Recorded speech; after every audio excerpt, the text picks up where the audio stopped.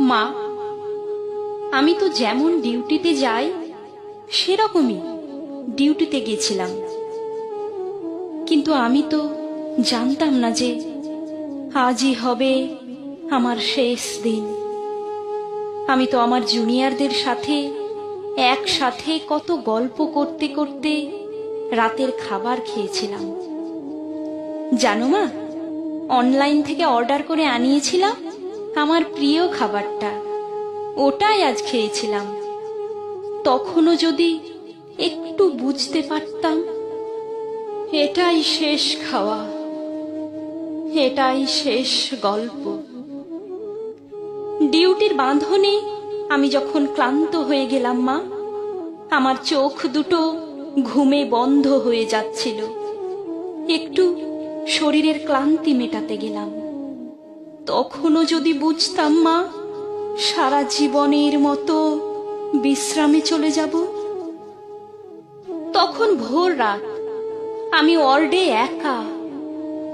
তখন ভোরের শীতল বাতাসে আমার একটু ঠান্ডা লাগতে আমি লাল চাদরটা ঢাকা দিয়ে একটু চোখ বন্ধ করেছিলাম শুধু। সেই সময়ের অপেক্ষায় থাকা ওরা আমার সাথে, ছি মা, আমার খুব কষ্ট হচ্ছিল জানো তো। অনেকবার আমি বারণ করছিলাম, চিৎকার করছিলাম, বাঁচাও বাঁচাও, কে আছো আমাকে বাঁচাও। কিন্তু কেউ আমার চিৎকার, আমার আর্তনাদ শুনতে পায়নি। জানো তো মা, আর ওরা আরো পশুর থেকেও বিচ্ছিরি ব্যবহার করতে লাগলো, খেলতে লাগলো আমাকে নিয়ে ওরা। আমি ওদের হাতে পায়ে পড়লাম জানো তো।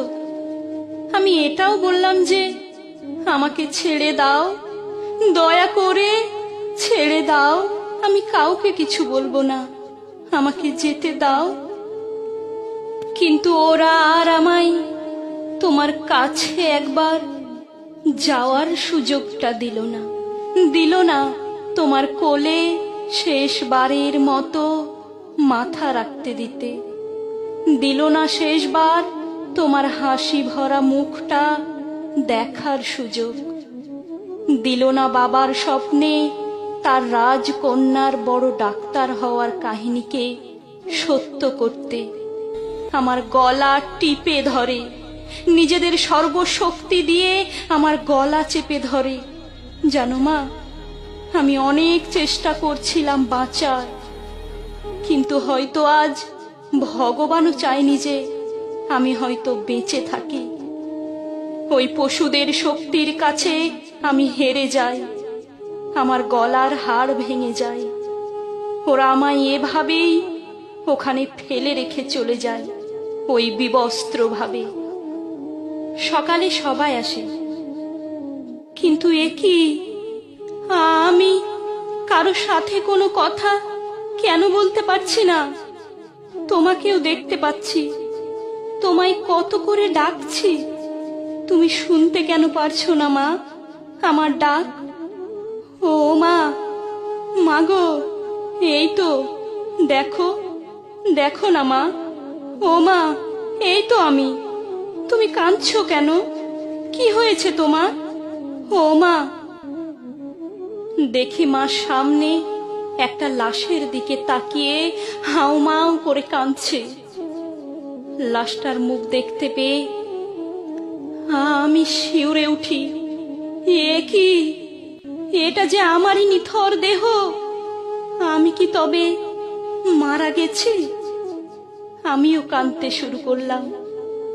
সবাই আমার এই মৃত্যুতে শোকাহত। সারা দুনিয়া আমার মৃত্যুর ঘটনা আপাতত জেনে গেছে, সবাই বিদ্রোহ করছে, কিন্তু আমি আমার নিথর দেহর দিকে তাকিয়ে রইলাম।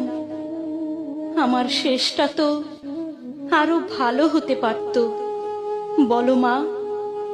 দেখো না মা, ওরা আমার মুখের দেহের কি বিচ্ছিরি অবস্থা করেছে। দেখো মা, আমার চিৎকার করতে ইচ্ছে করছে, কিন্তু আমার আওয়াজ এখনো কেউ শুনতে পারছে না।